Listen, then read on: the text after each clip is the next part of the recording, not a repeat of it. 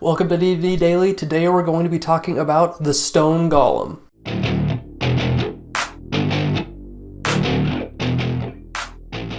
To start off, the Stone Golem is created using a manual of stone golems.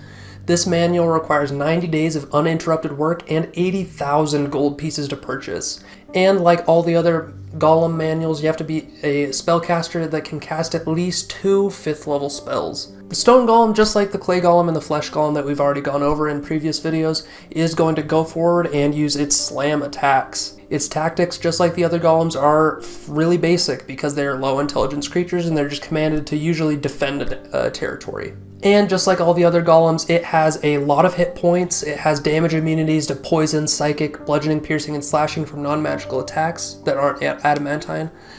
It's also immune to the charmed, exhausted, frightened, paralyzed, petrified, and poison conditions.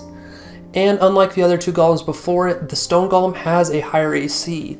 With an AC of 17, it is going to be able to deflect some of the attacks that are coming towards it.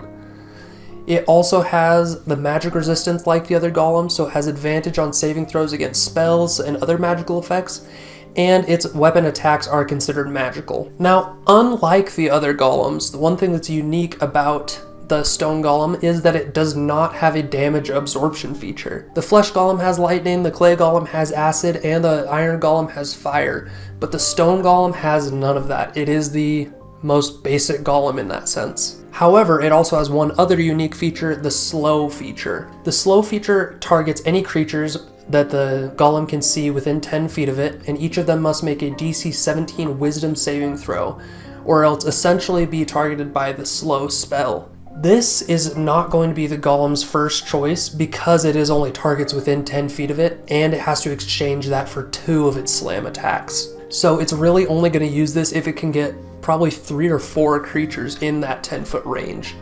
So if there's a lot of targets within that melee distance, then it'll try and drop that on them. As far as who would be creating this golem, personally I see it as a city guardian. I see these stone golems being created by a city, being used by a city or a state of some sort in order to guard itself.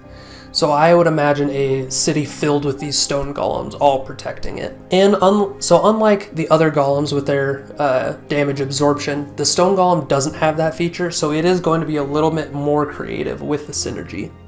I think the best synergy for the stone golem is something that swarms, a swarm of enemies.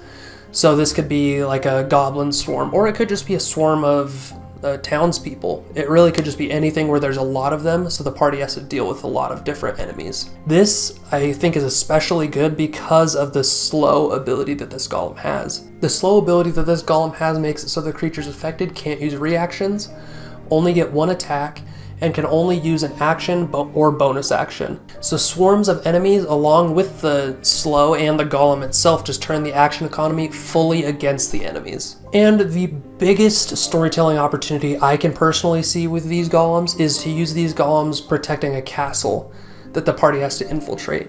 So if the party gets caught, they get chased by these golems. And I think a great way to do this is just have them be regular stone statues, which I know is probably a little bit overused, but then have them be there, but that the party doesn't know they're golems until they start getting caught. I think that's the best way to use these guys. How would you use the Stone Golem in one of your games? Let us know in the comments below. And on the next episode of our Golem Showcase here, we're going to be talking about the Iron Golem. So make sure to hit the subscribe button because you're not going to want to miss it. See ya.